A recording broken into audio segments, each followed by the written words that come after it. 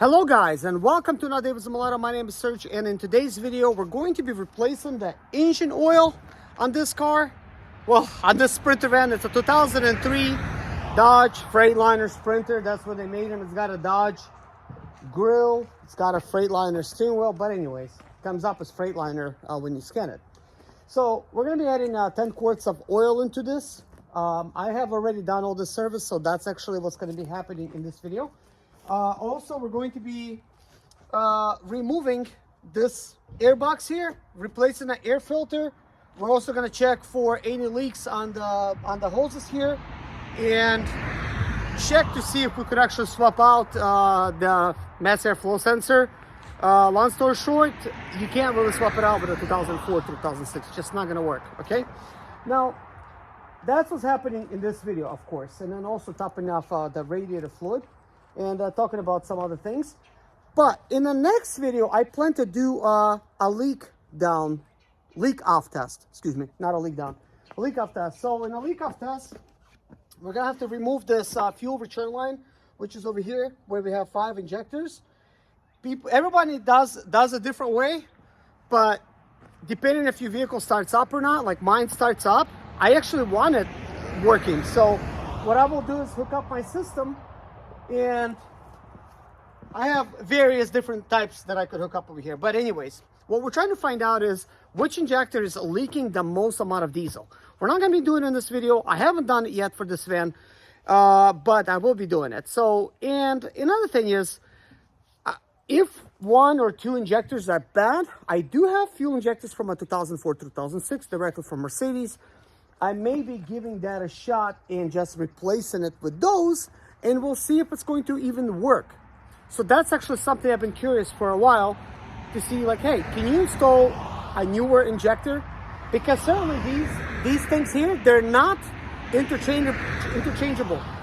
The fuel injectors, they look the same. However, they have less fuel holes, nozzles than the newer ones. But I'm thinking, look, for 2003, installing some better fuel injectors would probably do the trick. But the question remains, will the electronics work? And that's actually what we're going to be finding out in a future video. But first, we're going to do a leak off test to find any injectors issues. Then, of course, we're going to need to swap them out. And that's, of course, going to be a separate video for that. But anyways, guys, enjoy the video. And, I hope you guys are following along with this project. This is my 2003 Freightliner Sprinter.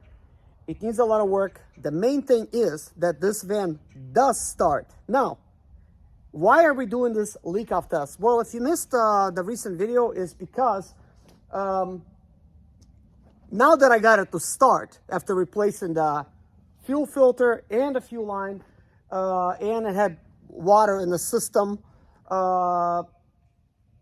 it only starts with starting fluid. So we want to make it start on its own, without starting fluid. So this is why we gotta find out what's really causing it and things like that.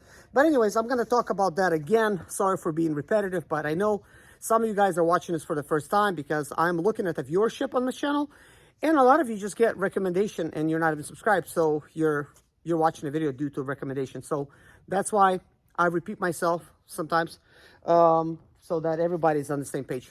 Well, anyways, guys, enjoy the video. Thank you. So guys, without no further ado, what I'm gonna do, I just have performed all those services that I've talked about. So the main thing is, look, I want to start it. I want to go ahead and scan it. I want to see what's really going on with this fan. Will it actually start after sitting 24 hours? And that's what I want to find out. Once I read the check engine information, will it still read that oil is implausible after rechanging it? Will it still have mass airflow sensor code after replacing air filter and cleaning mass airflow sensor? And those are the things I want to find out right now. So since it only starts with starting fluid, this is what I got to do. Pull this up just a little. Pull this up. You guys said I'm using too much starting fluid, so I mean, I think this is a good amount, but I've seen some people really pulling it in there.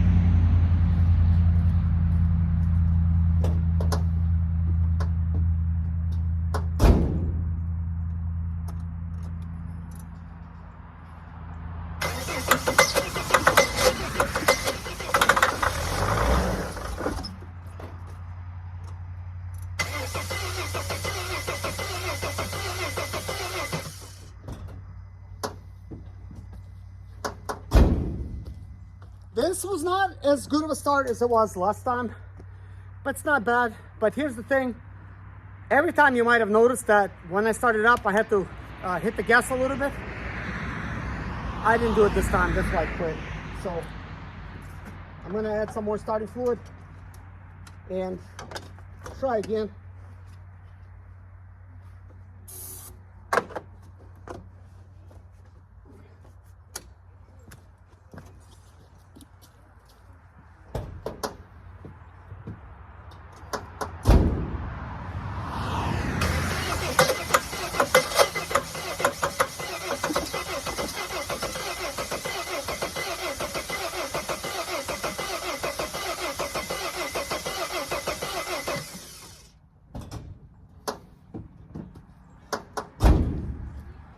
I don't want to run the battery down, so I'm going to go ahead and get a jump box on there real quick.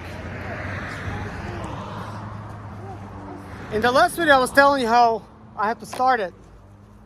And this is now about the same as it was.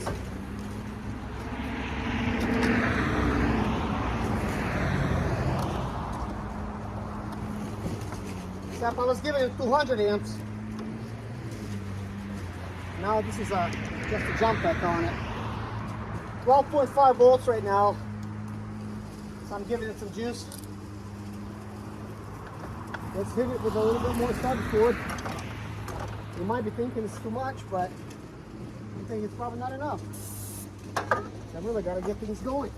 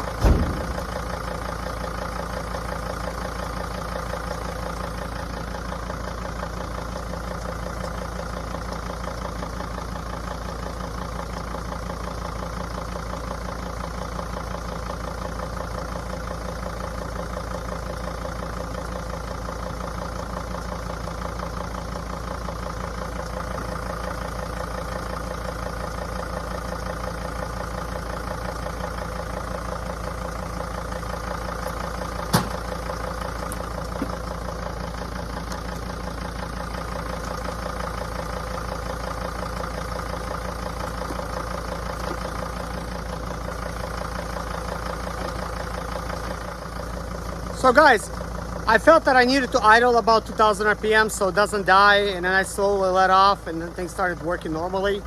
This is just what I had to deal with last time when I was trying to get this thing started. So I think once it does warm up, it's having a little bit better time starting out, of course. But as it's set, it wasn't too bad, I guess. I should have just immediately hit the gas, but I also like to experiment and thinking that, hey, will it just idle on its own like it was doing last time? But apparently we still got to do some more tests, guys, obviously. Hey guys, I'm getting ready to do the van diagnostics, but what I'm gonna do, I'm gonna save that towards the end of the video because I'm going to do all of this different service. I wanna find out will it actually work. And this time I'm going to be using my iCar Soft because it allows me to delete codes while the engine's running. At least I'm hoping that it's going to allow me to do it on this one, because I don't like to shut this thing down. So I'm just going to get my iCar Soft, scan it, delete it, and see what comes back. So guys, let's go ahead and begin with an oil change, and we'll just keep moving things along. I'm just going to put everything in this video, and then I'm going to separate some things if I feel that it's important. I think everybody knows how to do an oil change, so I don't feel the importance of really explaining stuff, but it takes a number 13.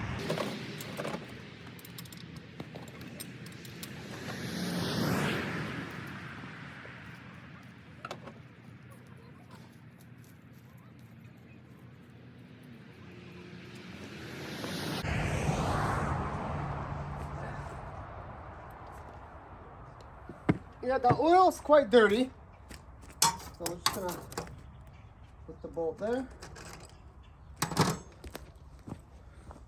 All right, guys, let's remove the oil filter. Things are still draining, but I'm just hitting pause, and then I keep going.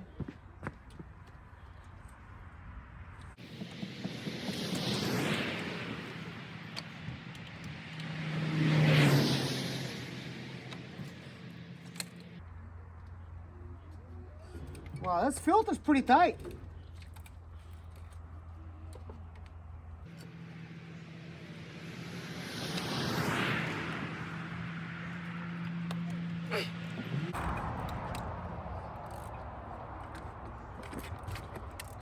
All right, well.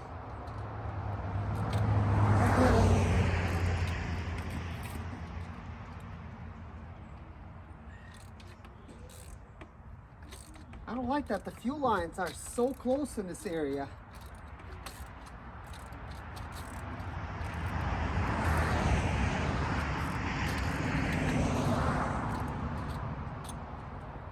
Yep, okay. It's hand tight now.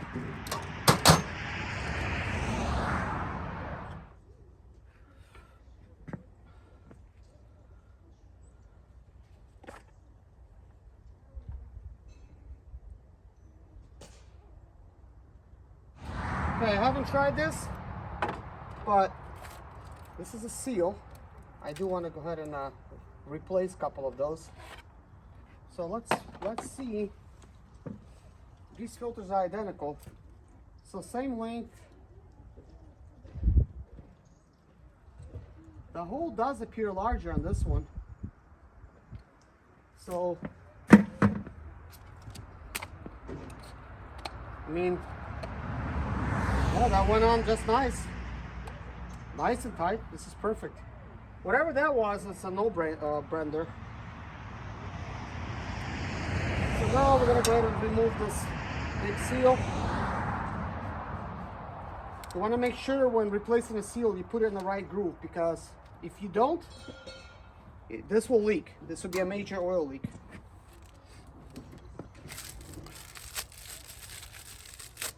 Now this came with all kinds of seals. Definitely more than we need. You do want to lubricate the seal.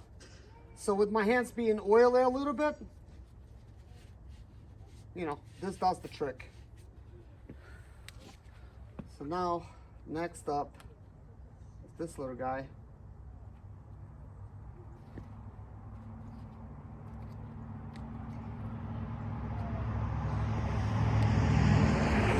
Find the right seal.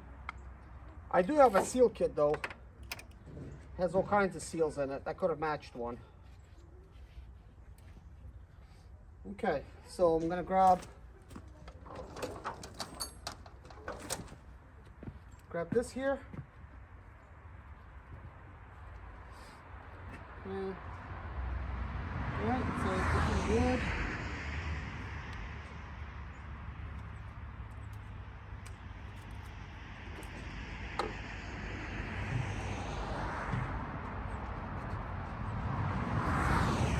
First one, I hand tighten this, make sure things are moving smoothly.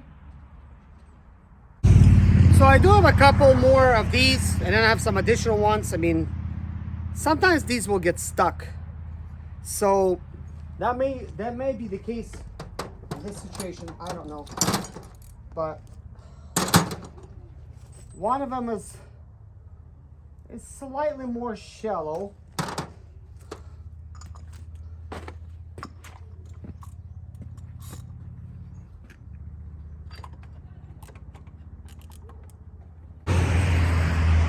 Alright, so the oil is done draining. We're going to go ahead and replace the bulb. Okay, so that's good. Let's pull this out. So I'm going to be using a different type of oil. Normal I go for like Shell Rotella T6, but I want to do heavier oil. And this is Mobile Delvec Extreme heavy duty diesel engine oil. So I'll use this. It is synthetic, which is good. This just looks like it's it would just drop. So I want this just to stay in place.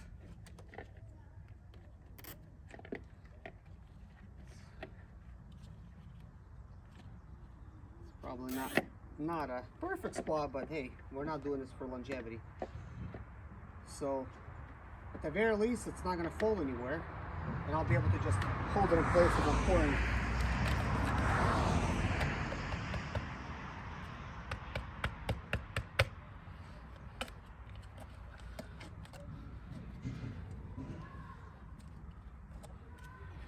Okay, so there's the cap.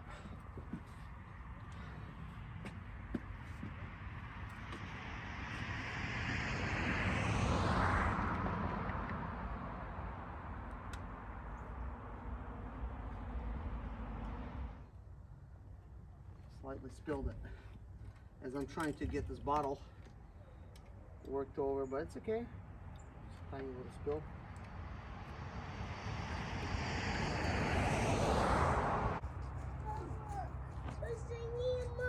Okay, сейчас позвоню, дочь.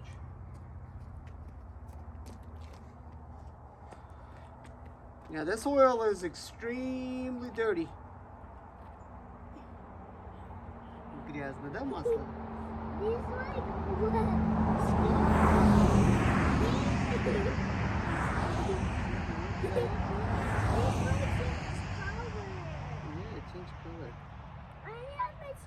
Color black. It's so black. I just change color. And I change color. What is change color? If there come out there, it change color.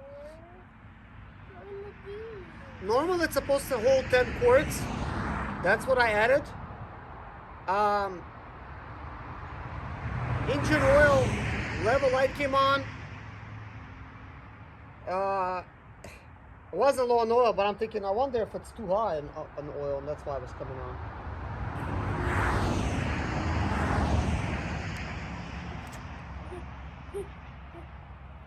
Yeah, like this is all the way, oh gosh. Yeah, all the way to the brim. I actually don't even have any more room to put more oil. It's literally right here, and this is not how they fill these jugs. So yeah, definitely over 10 quarts. So that's not good. So we'll just put that out of the way for now. What? So let me give you guys a closer look. All right, so I'm gonna begin by just topping off my overflow tank.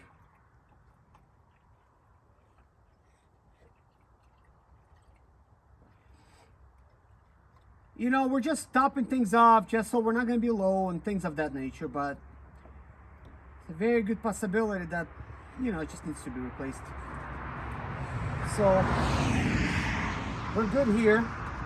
I mean, it's not like we're overheating or anything, but so that's topped off. Now let's deal with the mass airflow sensor. I was going to just remove this mass airflow sensor and just, you know, clean or replace it, but it's actually what looked to be like a 6-star. It's actually a 5-star with like a little dimple in the middle. I have some sockets with a little dimple in the middle, but they're 6. So I actually got to order some 5s. But it's okay. I'm just gonna remove this and remove this line here. So we'll just do some of this here. All right.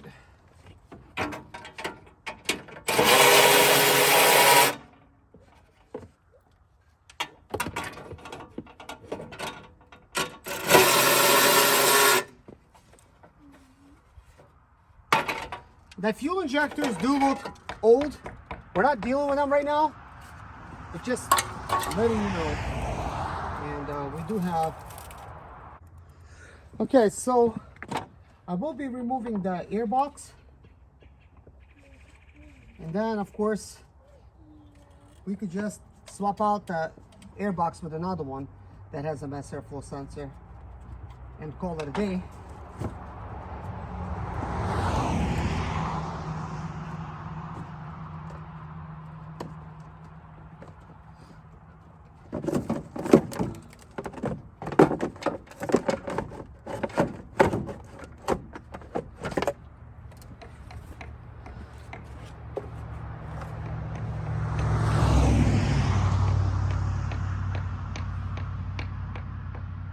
I mean, there's a lot of crap in the actual netting over there, which can make things work bad.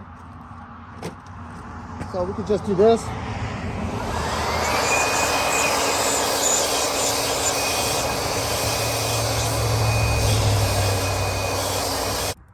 Okay, I'm gonna actually remove this air hose here. I'm gonna unplug the sensor. This is part of this type of hose sensor. You've probably already seen that before in my other videos. And I want to inspect this pipe while we're at it. You won't believe how many times I found these things to be ripped, and it's usually not even visible. Of course, if it's ripped, that mass airflow sensor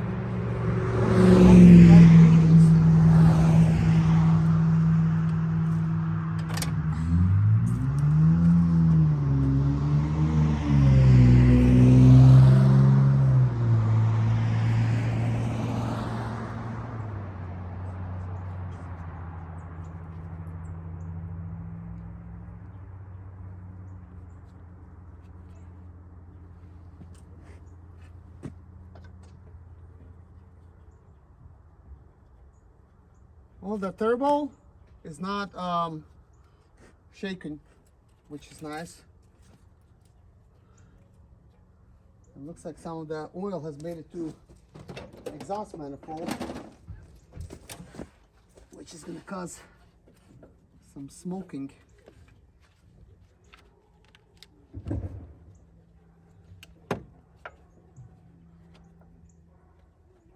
So if you see smoke, that's what it is.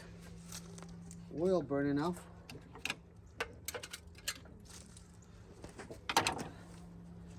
Things are just a little dirty around the turbo.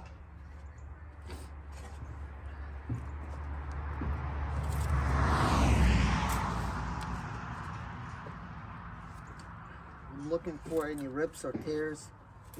It doesn't appear that this was even replaced.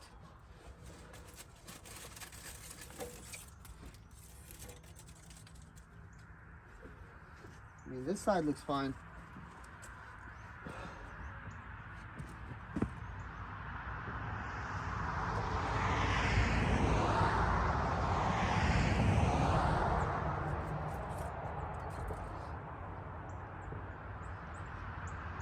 All right, so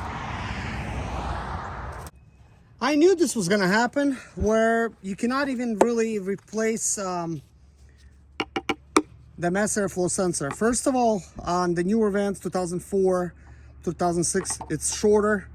This plug is smaller. This has 5 prongs, the other one has 6. This one can be replaced with, if you have these special sockets. That other one can't. So I can't really install that other mass airflow sensor.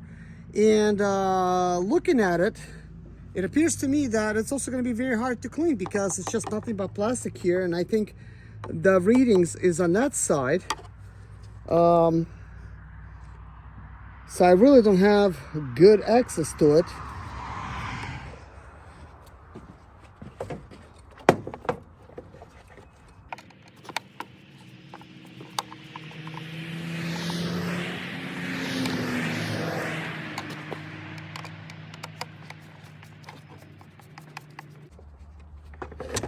Yeah, they really made this van completely different.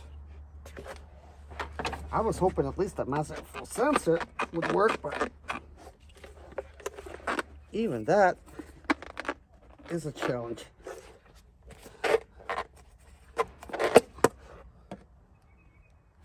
Okay. I mean, it's got a lot of dirt and grime on it.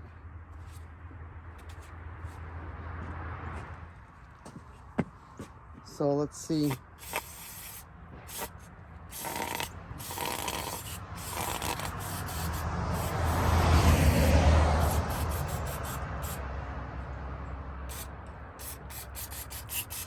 So yeah, this is helping me blow the stuff out of there the other direction because it's trying to use air.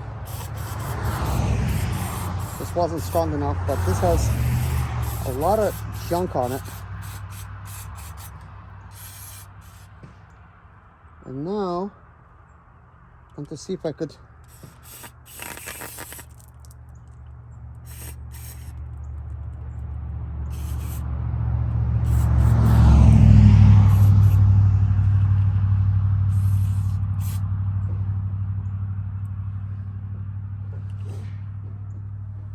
let's see. Maybe I'll just do like double duty where I could clean off and clean my engine off a little bit at the same time. Recycle and reuse, I guess. Okay, so this will dry, but I will just blow this out with this.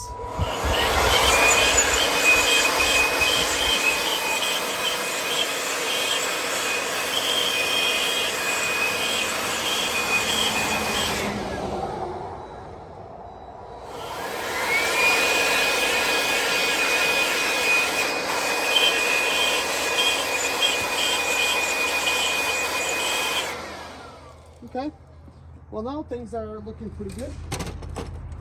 We can start installing this back.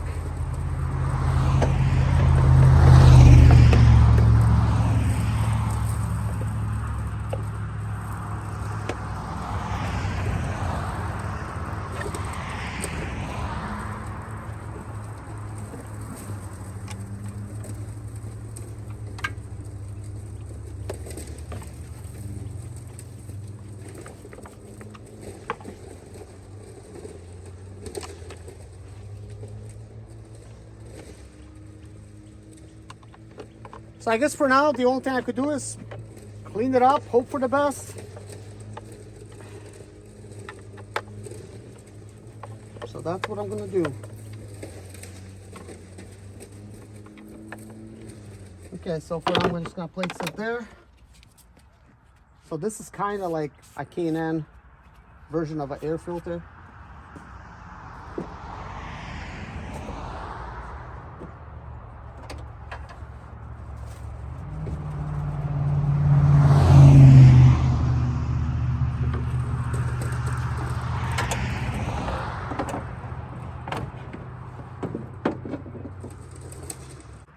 That's a tight fit, which is a good thing. Not very comfortable installation though.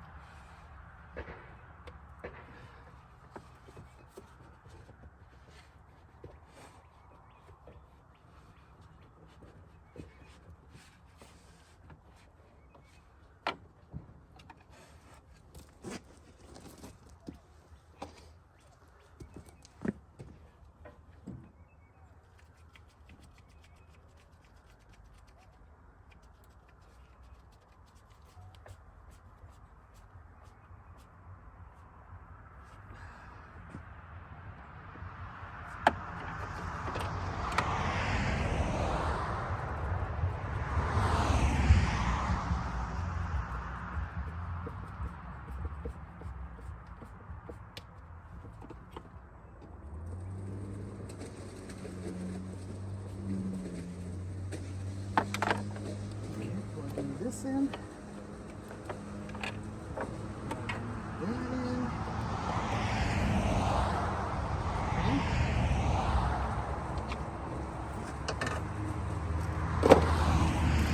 Time to clean up my exhaust.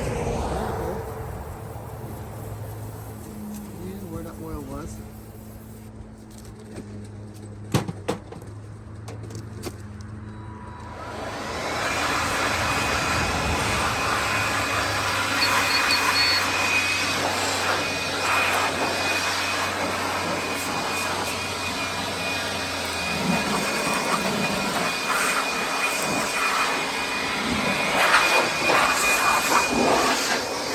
So before doing anything, of course, yesterday I did not delete any of the codes. The engine overflow oil was high like this and check engine light was on because I have deleted codes 3 times after getting it started, and each time it was just coming back immediately.